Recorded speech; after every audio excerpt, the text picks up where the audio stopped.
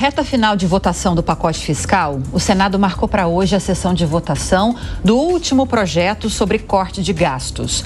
Para a gente falar sobre esse e outros projetos que fazem parte desse pacote, nós convidamos o economista Gabriel Barros para participar aqui do Jornal da Manhã. Bem-vindo, Gabriel. Bom dia, boa sexta-feira. Bom dia, Lívia. Colombo, prazer conversar com vocês.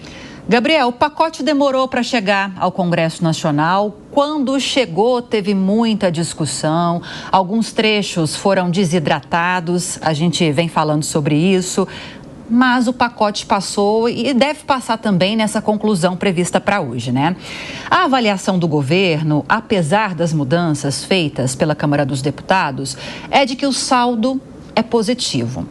A gente sabe que a questão fiscal não é o único ponto que interfere na cotação do dólar, não é o único ponto que leva a essa escalada. Mas como esse pacote agora é aprovado, embora não na dimensão que o mercado gostaria, a gente pode esperar um recuo do dólar ou não vai fazer diferença? Então, a cotação do dólar é muito influenciada por vários fatores, né? Inclusive pela dinâmica internacional, né? As decisões do Fed, por exemplo, acabam impactando. E a gente tem um fato novo, né?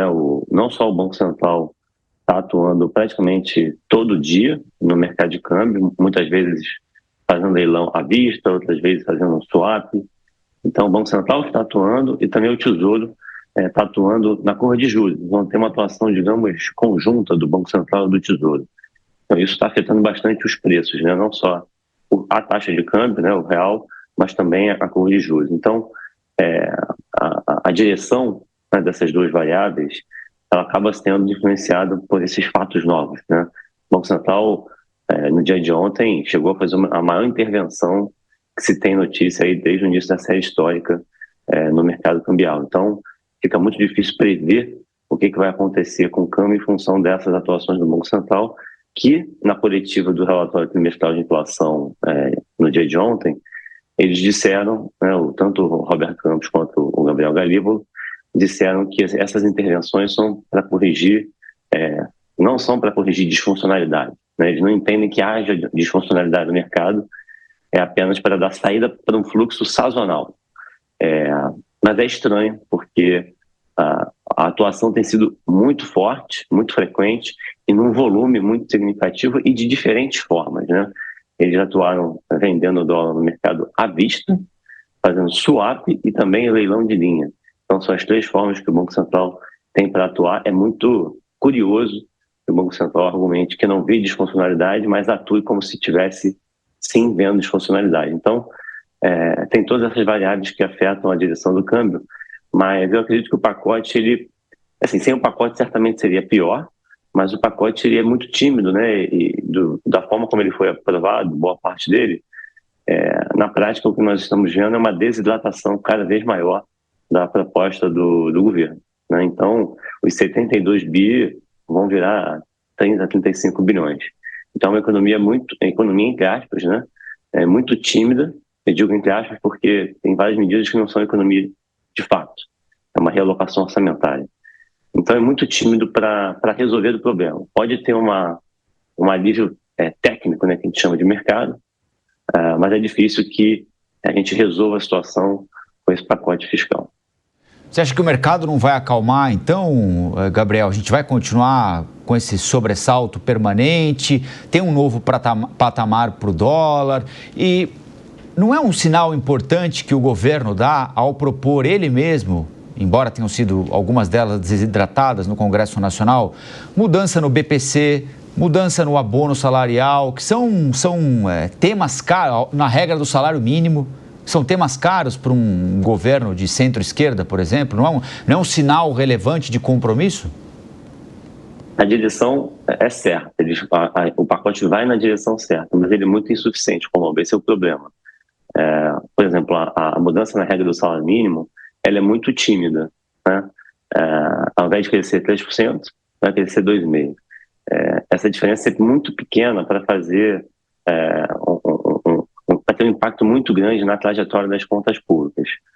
A revisão dos critérios de acesso do BPC, por exemplo, a maior parte foi desidratada durante a tramitação. Então, aquele ganho fiscal estimado certamente será menor. O abono, que era uma medida que o mercado tinha uma expectativa bastante grande de que pudesse vir algo realmente positivo, a proposta do governo foi igualmente tímida.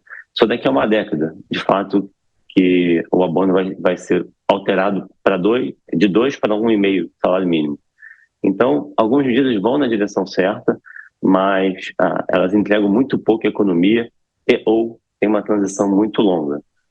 E por isso que a gente pode até ter um alívio tático, né? Um alívio técnico, porque o mercado ficou muito estressado, mas eu acredito que isso seja temporário, porque a questão de fundo ainda não foi endereçada, né? Acredito que depois da eleição da Câmara e do Senado, no início de fevereiro, o governo vai ter que voltar a tratar de pacotes fiscais e aí tentar endereçar alguma coisa mais estrutural. Mas o pacote ele ajuda a, digamos assim, a fazer um controle de danos, né?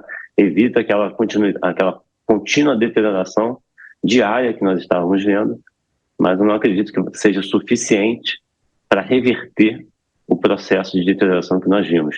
Existe uma questão no momento que é o seguinte: existe uma desancoragem da política econômica, né? Uma crise de credibilidade, de confiança, não só da política fiscal, mas também da política monetária, né? O mercado tem dúvidas muito grandes sobre a autonomia e a independência, não só do Galípolo, mas de toda a diretoria do Banco Central de fazer o que precisa ser feito, né? De conduzir de forma técnica as decisões do Banco Central. Então, é um problema bastante grande, porque a gente tem os dois vetores de política econômica desancorados, é uma crise de confiança disseminada. E aí, por isso que a gente pode até ter um alívio técnico, um alívio tático. O mercado está leve, digamos, a gente gosta de dizer que o mercado está leve. O mercado já ficou tão machucado que é difícil você renovar posições. O mercado está sofrendo muito nesses últimos dias. Então pode ter um alívio sim, mas eu acredito que ele seja de curta duração até que a gente resolva essa crise de credibilidade, de confiança que afeta não só o fiscal, mas também a política monetária. Como sempre, vamos seguir acompanhando. Obrigada pela participação mais uma vez. Falamos com o economista Gabriel Barros. Bom fim de semana, Gabriel. Bom dia. Obrigado, vocês também.